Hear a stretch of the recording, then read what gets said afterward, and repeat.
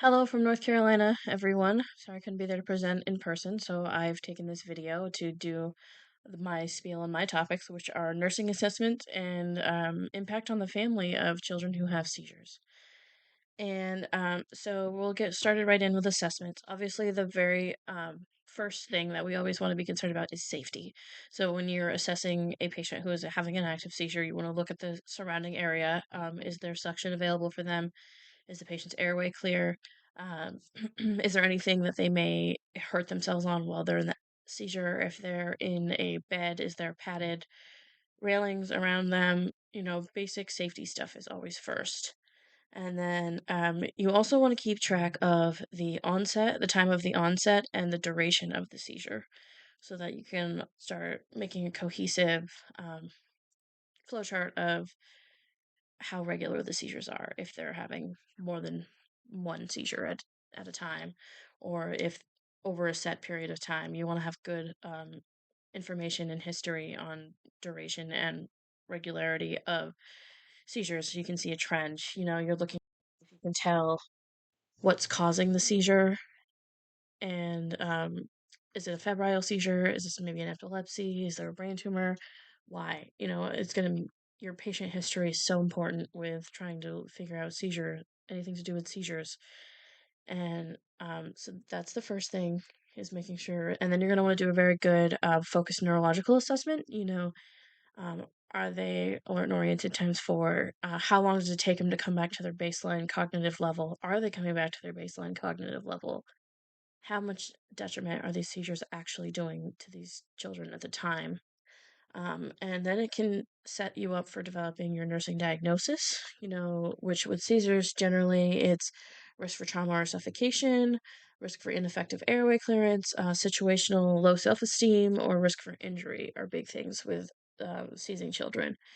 Um, and so you really want to do a really good neuro assessment, but then again, also a physical assessment, because there could be underlying physiological issues that are causing your seizures. So you're kind of looking to be a detective to see what the child as a whole is like and how are we doing. And then, so as far as the effect on the family of the children with seizures, it actually spreads into more of the family unit than you would realize. You have siblings in the family who may not be getting as much attention as they should be, because the sibling who's seizing takes priority because they're sick, and this is a more an immediate thing that you can't ignore. And then there's the children themselves, who it is really important to get the children who have seizures involved in their own care and try to make them feel like they have some sense of control or some voice for themselves. So they're going to be less likely to become resentful with treatment, because, particularly with adolescent children, it's very easy for them to become resistant to the medication regimens. They don't want to have seizures, they just want to be like everybody else, and that's just not the case for them a lot of the time. A big thing too with these children is safety around water. So the number one injury for children who suffer from seizure disorders is drowning, uh, because they can't. If you have a seizure while you're in the water, your risk of aspiration is pretty high.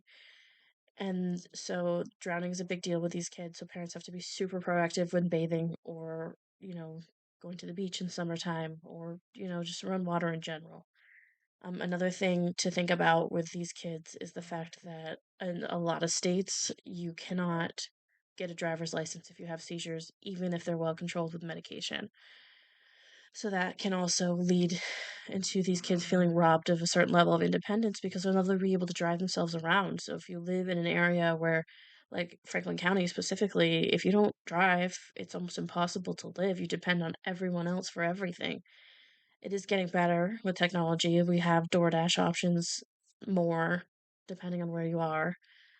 Grocery stores are starting to deliver groceries, so there are becoming better options, but it's still, in much of the country, not a great. It's not a great thing to be without that independence of a driver's license. Um, and then there's you know, teenagers want a feeling of belonging, and they do feel different than everybody else because they have to take these medications at a certain time at certain intervals, and it can affect the quality of social interactions with other kids. And so keeping the kid in the loop and trying to give them as much control as possible during this, just trying to make it more of as positive of an experience for them as it can be. And then another big thing with these children is that they can't, these children can't participate in activities like everybody else. I mean, contact sports, not great for kids with seizures, especially depending on um, what their triggers are. And as I wrap this up, I'll talk a little bit about personal experience from my years as a coach for cheerleading and a little bit of an ethical dilemma that I suffered with.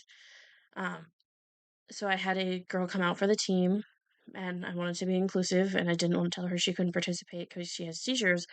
Her seizures in particular were triggered by physical exertion. And during the first week of practice, she actually had two seizures during practice from physical exertion. And so it left me with the choice of like, I want to be inclusive and I want to allow her to participate, but how safe is this? Because it seems to be very triggering for her seizures. And also, when in cheerleading in particular, when you're lifting other people into the air or being lifted in the air, it becomes a huge safety piece. You have other people's safety in your hands, literally. Like if she had a seizure in the middle of a stunt, she could drop someone, she could be dropped. It can create a whole catastrophic event that is just very unsafe. So I didn't want to tell her no, but also didn't feel safe giving her free reign in participating without restrictions. So my um, gut as a coach offered her you can participate as much as you feel comfortable with the cheers. You can wear the uniform. You can come to games with us. You can go out on the floor. And you can actually cheer. Uh, but I'm not going to have you stunt. And jumping and gymnastics is all going to be based on how much of it you seem to be able to do um, without triggering your seizures. Because I mean, even having a seizure on the floor at a basketball game is also a big concern. It's scary for the audience, scary for the other athletes. Like it's a real concern. So I'll leave you with the question of what do you do? Because it's not really where's the ethics of this. Can't really let them put other people's safety at risk, but I also don't want to be discriminatory and say you can't participate just because you have this disorder. So I guess that's the discussion question now is what do you do?